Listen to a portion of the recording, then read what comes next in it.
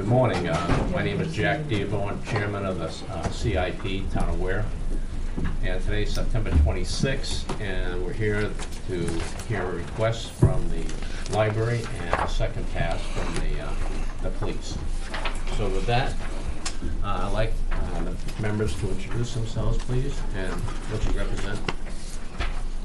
Jan Snyder, officio, Board of Selectmen. Stu Richmond. Jerry Shelto. Bruce Fillmore, Planning Board Representative. Thank you. Okay.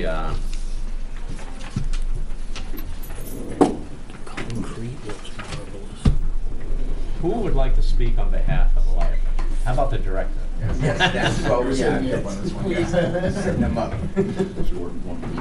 We run this kind of friendly because we'd like to see what you're pointing to if you're doing that. So, okay. State your name, please. My name is Mike Sullivan. I'm the library director. Thank you. And you're here today with a request for Just the first step in the request. So it's a $100,000 project over the course of 4 years, mostly to have the funding in place for site evaluation, original planning, in the case of possibly building a new library 5 years down the road. So this is not the building project itself, although we'd love to build a library for $100,000. But to give us the ability to, on a frontier of 5 to 7 years, possibly build a new library. okay.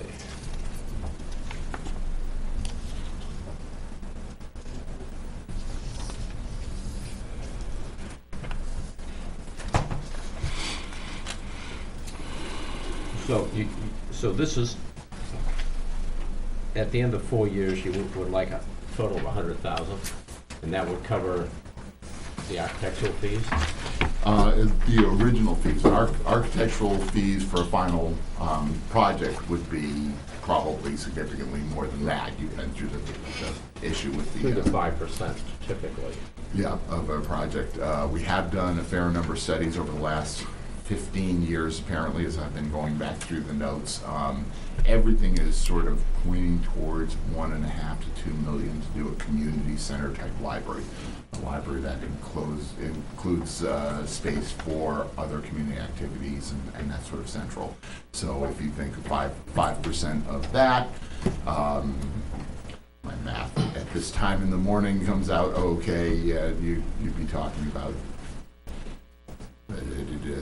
somewhere around 75,000. But of course, that's way, way, way down the road. Do you have a strategic plan you're working on? We do not. What's your kind of outlay in the project and how you involve? We don't have a strategic plan. Strategic plan would involve a number of other things, including a building project. What we do have is space needs surveys, tests against standard sizes, and examples of how much square footage, how much material space, how much programming space we would need. And that report was put out a year and a half ago. What was the Town Lab report? Yes.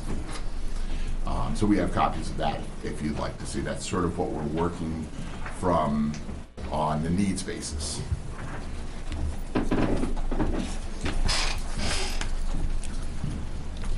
We are starting to collect monies towards this kind of project. There's between funds donated and being held by the trustees and the Library Foundation, we have about $300,000 at this point. That's about 20% of what we would expect a project like that to be. This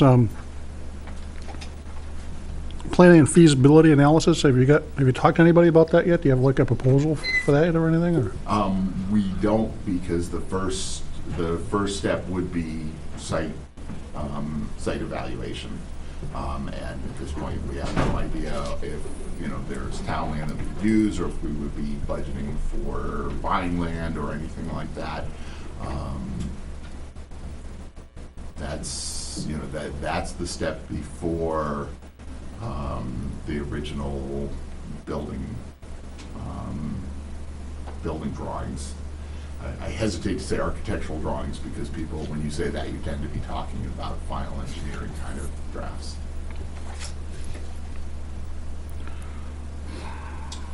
So, if you got this first 25,000, you're intending not to spend it until you get to 100?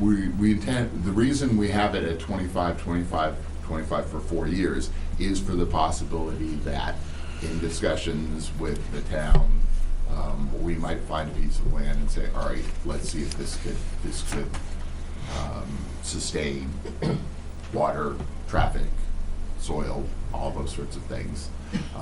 Having been through the project with the town garage, you get a sense of how complex it is. Then you add in the additional issue that this would be a building open to the public and with the public invited in.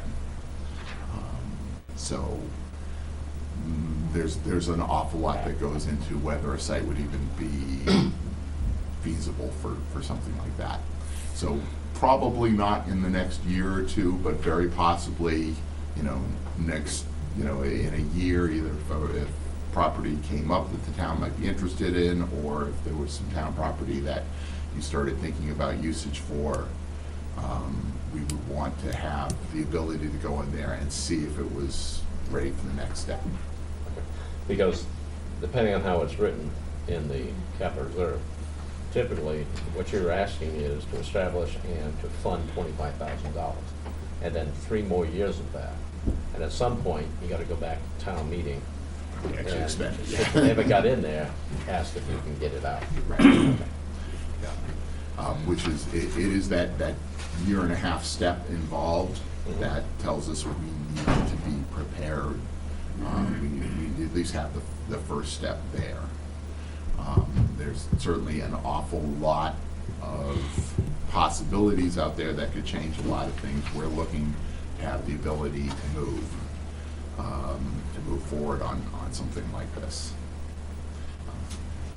To be honest, I would really hope that it would never come to that, because I think a lot of people in town would like to see shared use, either a shared use facility or shared use property. Take care. Just probably help me out, be more clear. Oh. You're talking about a civic center? Either Something of that nature? Something of that nature, whether it was a unified thing. Obviously, this building is going to fall down around you at some point. Some people betting it's not, but some Yeah. people betting it will. I'm thinking Thursday is a day that might happen, but that's my own opinion. But whether it does or not, it may come down to a lot of what the town does in the next year, and they may decide, we want to start thinking about a shared use facility. Obviously, we would be much happier being in that sort of cooperative situation.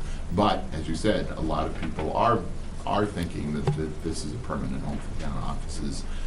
Obviously, our library building is not a long-term possibility for a community-style library. For an old-style library, if we continue to operate on a more traditional mode, we certainly can operate in that building for a very, very long time with the world changing. And this is our first attempt to put a question out there. Does the community want a modern community center type of library where you have a lot of shared space, a lot of flexible space, where the library is sort of a place where other organizations can multiply their activities? And that's sort of what we're asking you guys today. Okay, any other questions from the CIP members? You realize that Parks and Rec has realized this over the years. If it gets on the ballot, you've still got a lot of salesmanship to do. Oh, yeah. And in fact, we To get people behind it. We haven't done the systemic work yet to make this possible. We've spent a year now, and I hope you've seen kind of a difference. It was a very well-run traditional library a year ago. It was one of the real appeals for me to come in is to have a library with that strong a base. had strong staff, community relations, everything was good, but it clearly wasn't the library that the community was sort of clamoring for. We started to build the system that would go into a new library. That's going to take at least another couple of years, which is why, and a building project really has to be a 5-6 year plan at the bare minimum. What we're saying is if everything were to land right, in 4 years, we'd be ready to start moving forward, maybe in 5 years, break ground. 6 years, open a new library. You still get another year of building project after that to sort of fit in there. And Park and Rec is an awfully good thing to bring up at this point because they're feeling the same pressure that what Park and Rec is today is the world's different from what it was 10 years ago. Everyone expects Park and Rec to be a very advanced athletic training and expansion and type of program for youth. That's a lot of pressure. Park and Rec used to be a couple of pickup games a year. They're feeling that kind of pressure. It's hard for them to expand. Everybody knows we need to do more in the community for elder services here. And right now, asking Park and Rec to pick up a big chunk of that would be, obviously, there's no way with what they've got in their plate, especially since they don't have a home to do it. We're looking at a place where maybe Park and Rec could continue to expand in there, and obviously we've been focused the last year very heavily on elder services. We've got a couple more years to continue that before we could really use a building like this anyways. Good. The reason I asked about strategic plan is that, and that could take many forms. Standalone library plus, Parks and Recs and whatever else. And this town has been historically very poor at supporting plans, just to let you know. I know, because you notice I quote the strategic plan in here, and it's 14 years old. Right. But it's what we got to work with, yeah. I understand. Okay. Any other questions from the CIP? Thank you, Tom. Thank you very much. Okay, now we have a revisit of the chief or Frank, whoever would like to do it.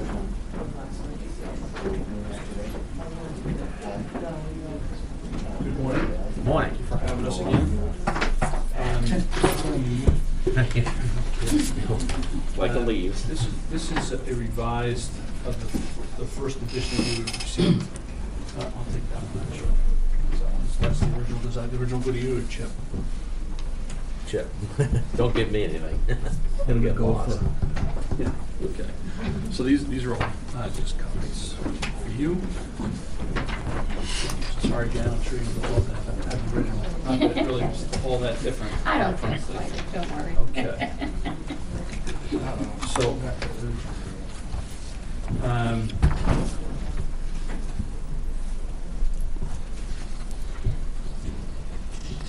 here's revised support data for you. He's lowering the rest. I have. That's the old. We're going to talk about that, Chip. So what you have in front of you is two things, and I overheard your comment about urgent. Very frankly, that may have been an oversight on my part if I had moved it to committed, and frankly, between the two of them, I'm really a little unclear which is which. So, though we're going to talk about an urgent need, I'm not sure whether it meets your definition of urgent or committed in terms of how your CIP operates. So, as Chip pointed out, probably the most predominant change is found on pages 2 and 3, where I've revised the anticipated cost. And that is simply a changing from the placeholder of a potential 10% increase in 2018 over the cost in 2017 and moving it to a potential increase of 5%. Very frankly, you can use either number as the placeholder because until the vendors tell us what it's going to cost, we're just simply not going to know.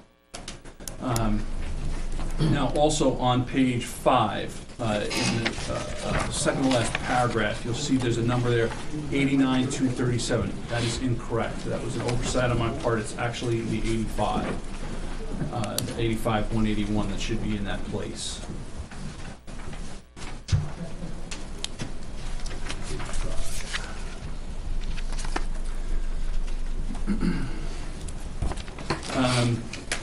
Further on page 4, you're going to see of the worksheet, you'll see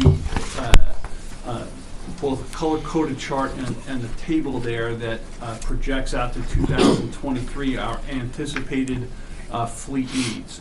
In 2018, assuming for the moment that we are successful in appealing to the CIP that 2 cars are necessary and the voters move that way, then in 2019 and thereafter, you would see a request for just 1 car each year. And we're going to talk about that a little bit when we get to the second document. But again, the numbers that are projected out to 2023 are reflective of a modest 5% anticipated cost increase. It's simply because, again, who knows? Who knows? All right, so if you move the second document, unless you have questions about that first one before we move on. Okay. In the second document, pages 1 and 2, you've seen before. There's just no need to spend any time on that. The changes that you're going to find on page 3 are reflective of just what we've talked about, moving from 2 this year, 2 next year, and then alternating years 1 and 2. I think that once I got into it, and you're going to see the chart in another page or so, once I got into that chart and saw how we could rotate a fleet that actually can drive down the road safely, we're able to further reduce the size of the fleet, and 2, the number of cars that we would need to be purchasing in every other year. So I guess it would be worthwhile taking a quick jumping right to that on page 5, because page 4 page 4 has been revised to reflect this new plan. There's no real tremendous new information there, though that information is there for your reading pleasure and supports what we've been talking about. If you're having difficulty sleeping at night, please feel free to break out page 4. So page 5. This is where I started to take a look at the condition of the fleet with an assumption that we are successful in 2018 to purchase 2 new cars. How that gets reflected then over time when you start to rotate cars, like right now, our system of rotation up until this year, and frankly, it hasn't even been fully implemented simply because we haven't got the 3rd car yet. It hasn't arrived yet. It's been entirely needs-based. In other words, if the car isn't in the shop, it's available to us for use. Regardless of the number of miles, regardless of the year of manufacture, regardless of potential jobs or assignments on a particular day, if the car was in the yard, we use it. This plan suggests a rotation that would extend the life of the cars as equally as possible over the course of anywhere from 4 to 6 years.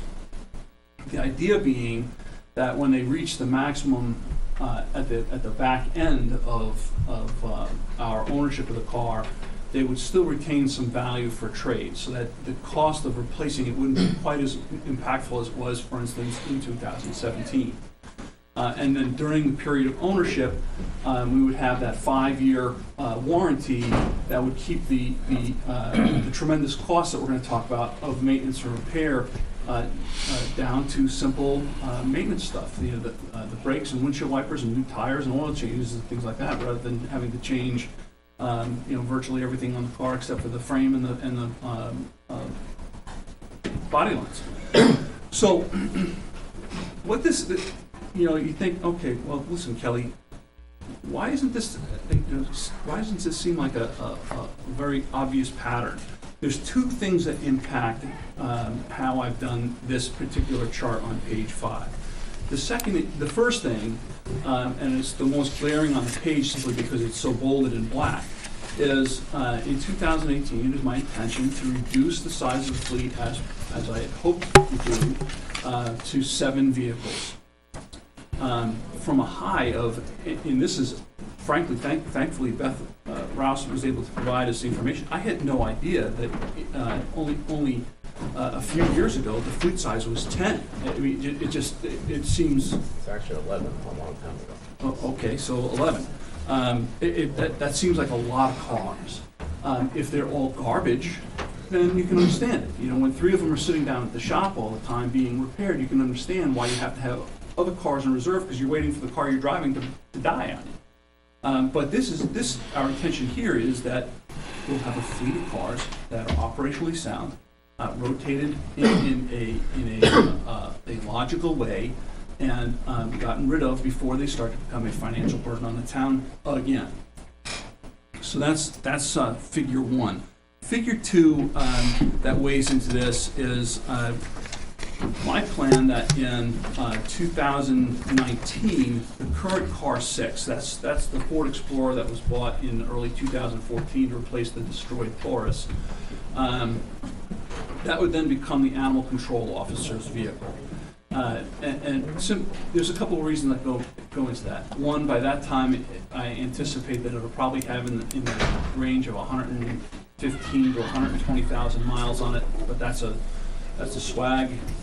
And it's not going to have any warranty left, and the service use is less than emergency. So in other words, it's not a car that if it failed on us, our ability to respond to emergencies in the community wouldn't be impacted negatively. So there's the 2 things that impact why there isn't some apparently logical order of rotation here. So I use 3 general identifiers here for the rotation. It's simply a primary car is the one that is going to be a car that is used for everyday patrol responsibilities and responding to emergencies. Then there's a primary 2, which would be the car that now has a little bit of legs left that have been used on it, but it's not been used up entirely. We still want to get some value out of it. It would be pushed to the back of the fleet and would be used less frequently. One car right now that I want to retain for a little bit longer is this car 7. It's been identified for this current year as details and training. I would look to replace that next year, and then so that again, we're back to having a fleet of cars that's operationally safe. And then the last piece is the admin. That's the car. Those are the cars that would be assigned to either me, the lieutenant, or if we get to the point when we have detectives. They're cars that would not necessarily be used for patrol, but could if they needed to be. Have less mileage, so that usage, so that they're tacked on typically at the fairly fair end of it. Frankly, in this first year, that's not going to be true. We have to get over the hump of getting rid of the garbage before we can get into a nice sound rotation. The last page 6, is what we're talking about, the garbage. This is a breakdown. Again, thank you to Beth Rouse for providing this for us. This is a very detailed accounting of our cars for the Weare Police Department since 2007. The number of cars that have been requested, the number of cars that have actually been purchased over the years, the source of funding for those cars, and the maintenance cost in each year with a cumulative cost. And in the bold yellow at the bottom, if you can believe it, we're talking about by the end of this calendar year, we're going to be darn close to $250,000 in repair costs for patrol cars. That's nuts. That's nuts. So it's, and you can see the path. Back in 2007, $20,000. 2008, we had a couple of crashes. I think that's what that was about. And the maintenance costs went down, and then it's gone pretty much progressively up ever since. And the tail end of this, when these cars are the ones that are still sitting in our lot right now, the cars I'm looking to replace, the costs are extraordinary. $15,000 in 2013, 25 and 14, almost 26 and 15, almost 60 in 16, and we're already at over 14,000 this year, despite the fact that 3 of those pieces of garbage are sitting, waiting for auction in the parking lot. So it's, in terms of fiscal responsibility, we've got to stop this nonsense of paying this much money to repair cars that just aren't they're not roadworthy for the purposes of first responding police officers. That's a mouthful. So if I look at this, our behavior over the last 5 or 6 years is that instead of buying new vehicles, we have been de facto repairing vehicles. Yeah. And almost the cost of the repairs would have bought some brand new vehicles. Well, since I've been here, it would cover the cost of almost all 3 of this year's cars in just repairs. Just since you've been here. Just since I've been here. And if you include 2017, it would have more than covered the cost of all 3 new cars, just repairs. Yeah, because we've been requesting 2013, 14, 15, 17. Yeah. Yeah, that's right. 16, we didn't get in. Right. 13, 17, we did get 3. Okay. So. Okay. Any questions of the chief? Okay. That was fairly painless. Not bad for a revision.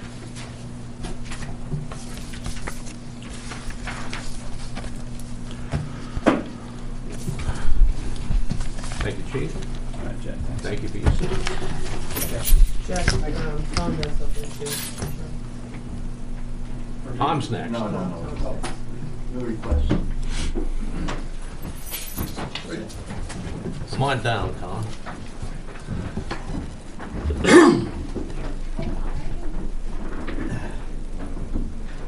A little background. For many years, the Capital Reserve Fund, referred to as the Government Building and Maintenance Fund. And that, each year, for as long as I can remember, the Board of Selectmen would ask to have X number of dollars put into that, so it would be available really with 2 purposes. One is for emergencies. And an example of that is the boiler at the town hall. Actually, I think the boiler in this building too. But there's also a planned aspect to it. If you look at this building as an example, the windows were replaced.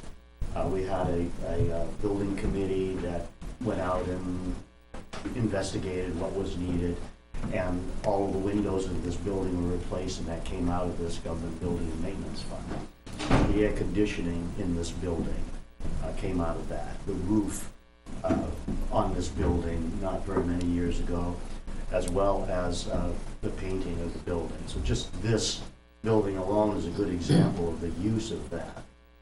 Last year, we asked to have, I think it was $70,000 put into that fund.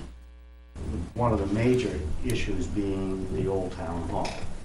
Anybody who drives by that can see that the spires have rotted and fallen off. We had to have them taken down with a crane for safety. And so we were looking at that building as needing a lot of stuff, with the bell tower being one. What we met up with at deliberative session was a statement which was basically, hey, you've got a separate project there, it should go on as a separate project and not just more money into the fund. We want a plan. So we're not in any way moving away from the building and maintenance fund, but there are a couple of things that are going on that require major funding. Probably several projects over the years at the town hall, but starting with that bell tower. And so what this proposal is for is to have a separate warrant article going through CIP for basically the repairs and rebuilding that's necessary of a bell tower. It would involve a copper roof. There are actually 2 layers, upper and lower roof. That the shingles that are there now would be replaced with copper. And then the area below the roof line would be repaired. Basically, it's a clapboard area. And then the spires would be rebuilt, and it would probably use this AZAC material, so that it would be something that would be permanent and then brought out again. So the request that I have here is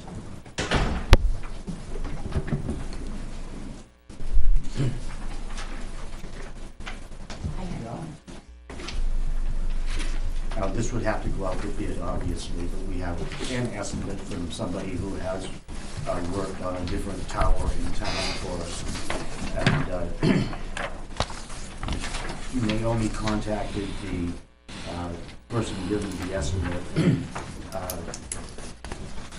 He suggested if it's for next year, add 3 to 5% from his original estimate, and that's included in this $49,680. Includes 5% over his original estimate. So basically, that's it in a nutshell. We're looking to do this. We would also, as a board of selectmen, probably be asking to add something to the building and maintenance fund as well, because there are other repairs that have to be done immediately on that building.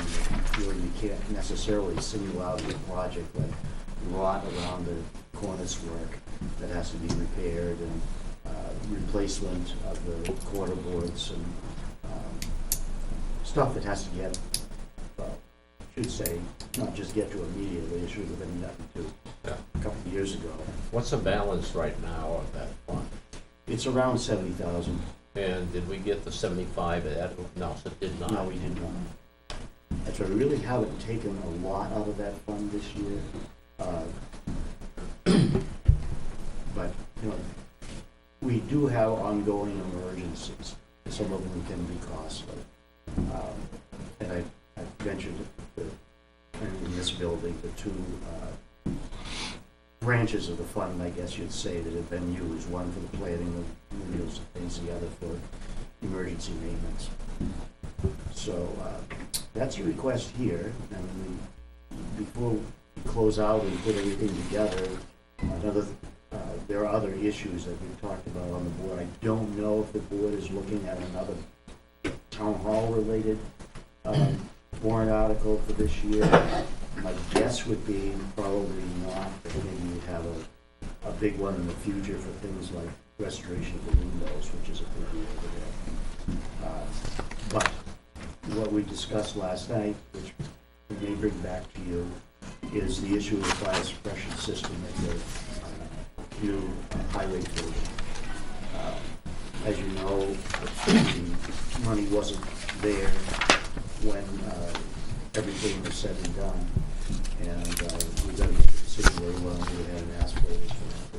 What do you anticipate that being? Naomi's going to do some research on that. 150, 20? Probably between 150 and 200. Yeah, we talked about the possibility of looking at the highway budget this year and seeing if there would be enough money in there to do an upgrade on the generator, so that rather than putting the generator there that's in the plans that now exists, we upgrade it so that it would be able to support a fire suppression system as well. So we haven't bought the generator yet? No, I don't think so. Okay. So what would the bump on that be? 20,000? We only talked last night, so Okay. it hasn't even been 24 hours. Okay. I mean, we've been talking informally with Benji and Naomi and myself about this for quite a while. So from a CIP perspective, if you want to come forward with a, call it $200,000 for fire suppression for the new building, when do you anticipate that'll come before the CIP in the next We'd month? have next, our idea was next week, I was gonna Okay. get numbers this week. Okay. And then we would talk about it on Monday and bring it Tuesday if we can, because I know you got Parks and Rec coming back Tuesday. All right. And I don't want to speak for the board, but Right. I get I'm the just trying to sense that figure out. probably we'll move ahead with that. It's just that we want to have proper figures. Yeah, the reason is, you know, middle of October, towards the end of October, I usually start my 3 rounds of presentations, so. We hate You to always hold do you it in up. November. Huh? I said, we hate to hold you up. No, you've gone in We'll be on this November. here quick. Okay, I was just worried about the, you know, chain of events. Okay, so there may be a 200,000 for fire suppression. You are bringing this 50,000 forwards here, and you might also have an addition to the 70,000 that's in the building maintenance. Right, but we wouldn't go, we haven't gone through the CIP with that because a lot of it's not Okay. one project. Yeah, It's yeah. like a maintenance fund that we use throughout the year. And I've already explained how that's used. Yeah, I just want to know what to expect. Yeah, we would not be coming to this committee with that building and maintenance fund. Okay. We would be coming back with the fire suppression, I think, it's probably, Okay. Any questions on this? Yeah, I've got a question. How many buildings does the town take care of? You know, I'm just trying to get a sense of, I mean, an average amount of dollars going to each building on, you know, through the course of a year or 5 years. Well, if we sort of go around the block here, this building I've already mentioned, the old town hall, and that, you know, needs a lot of work. The stone building, although we pay for a new heating system in that building, and we pay for the proper roof on that building through this building maintenance fund, there's been a lot of interior work that's been supported by the Historical Society. The renovation of the rooms, the plastering, the new electrical work and so forth, all was paid for by the Historical Society. That building belongs to the town, but in fact, we lease it to the Historical Society for like $1 a year. There's the library, and that has needed, I think it has had a new furnace installed, and I'm not sure if that was paid by the Library Foundation or by the town, but it really is the town's responsibility to maintain that building. We have had new carpeting put in there. We've had some structural work done between the old and the new sections of the building. And again, the roofing, the windows were restored with all new grates and sash boards. And then the safety complex that has had multiple small projects done, and probably will need a new roof before too long. The highway garage that we're building. What am I missing here? Clinton Grove? Clinton Grove? Glidden Grove, right. And there is a fund there that was started by Mildred Hall in her will that has paid for the bell tower, for example, restoration there. And right now we're looking at doing some work underneath the building because the uprights that hold the timbers in place are deteriorating and they have to be replaced in order to get some of the sways out of the floor. There've been other presentations made for that building, but right now the major issue is to get the supports up there. And again, it is the town responsibility, but there is money there now for some of this other work. We've taken on the responsibility of the barns down on East Road. Gordon Brown. What it was Gordon Brown's property. And The barns being the ones on the. The right-hand that you're side. going to? Yeah. just past the cemetery Yeah. on the right-hand side. gazebo is considered part of one of the gazebo is part of the town buildings.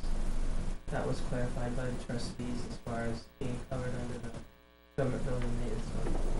Did I miss anything? Shrimp house? I don't know. I think the Historical Society keeps that up, including the hobo that usually has about 1 day each year. That's true. So, this is all,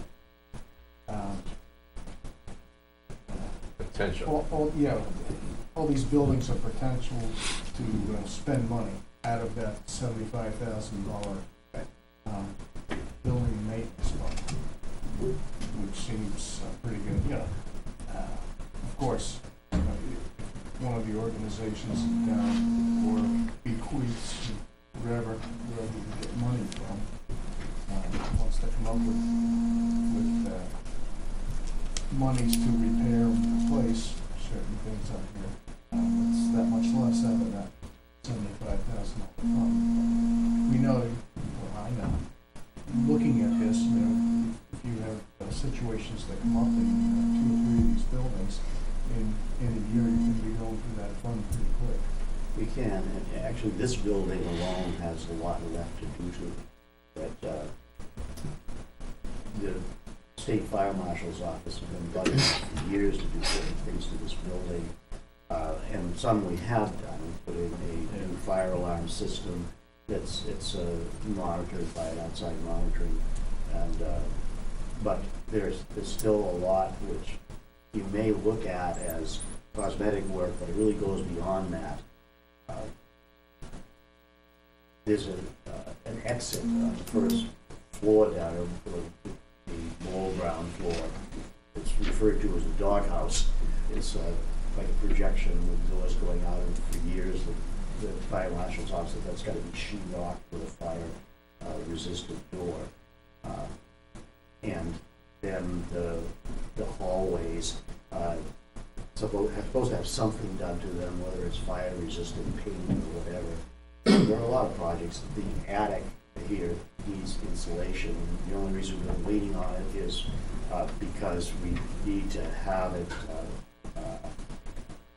We need to decide how it's going to be vented before we create a problem like illegal insulation and without the proper ventilation. So that's just this building.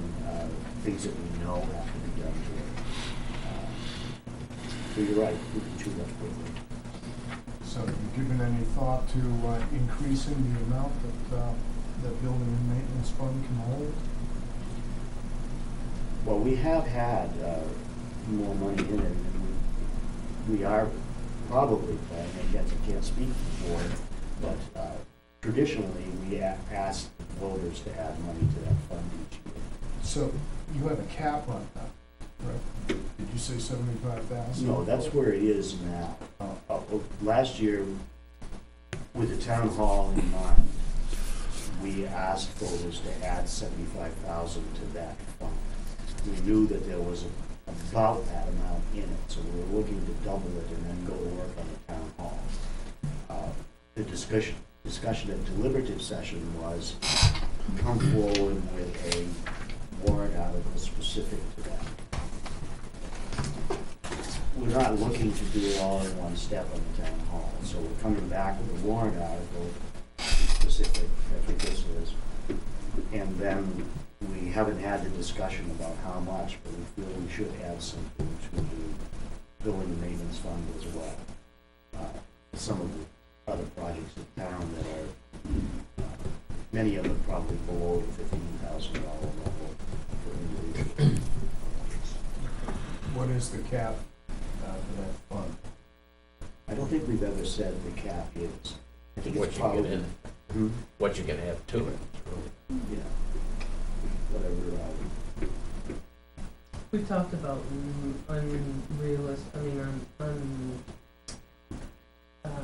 leaving, like as you head into the winter months, you don't know what furnace is gonna let go, so we kind of have an unwritten rule that we like to leave some in there for, an emergency.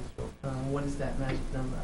One of our former board members had always emphasized that he you'd like to see like around, I think it was $60,000 in there because of the need for, you know, a roof suddenly comes into play or So through the years, you've been satisfied with Taken having down, added. $60,000 to $75,000 in there. you try to keep it near that as a balance in there. And then look at what has to be done and ask voters to move beyond the emergency funds and supply something for the projects for that year. Okay. Makes Any other, sense? any other questions for Tom? No. Thank you, Tom. Okay. Guess that's it for today, isn't it? 10 minutes. You have minutes. Minutes. That's- I think you're more timely this time too. Any discussion on the minutes? Page 2, 10,000 hours. Thank you. Yeah, that is kind of low mileage. Thank you, Gary. Being none? A motion to accept the minutes? Make a motion to accept the minutes. Do you have a second? Thank you. Discussion? Being none, all those in favor? Aye. Opposed? Abstentions, 5-0-0. No other business? Motion to Jack, adjourn? next week, can I just ask you, next week your intention is to meet with Park and Rec, and hopefully we'll probably come back if we've got something. And then what's your plan after that? Because we only go on this schedule for that. The only thing we have after that next round is do the whiteboard exercise, am I correct? Yes. So, And note, next week, we said we posted to start at 8:30 next week, not 9. you think? I mean, We could do it all together? yeah, I was thinking, I'm not trying to speak for people's, what time they set their alarm clock, but we start at 30. 8:30. What it's posted for, 8:30 starting, so. Well, I don't think it's gonna take very long for Tom. And on his- Karen. Karen, that shouldn't be a huge thing, we kinda know what they want, they just gotta come up with a price. Yeah, And then the whiteboard usually takes an hour, hour and a half. but we don't have as many requests as usual, so. Right. Okay, why don't we try to do the whiteboard after we do that? And So stick with the original schedule. Yeah. Okay. so that'll wrap it up after. That's what, the third? The 3rd, yeah. That's what it's on. Good, we'll try that. Works for me. Okay. Anything else? Motion to adjourn? Make the motion to adjourn. Thank you. Second? Somebody want a second? We're gonna make it Okay. all day. Thank you.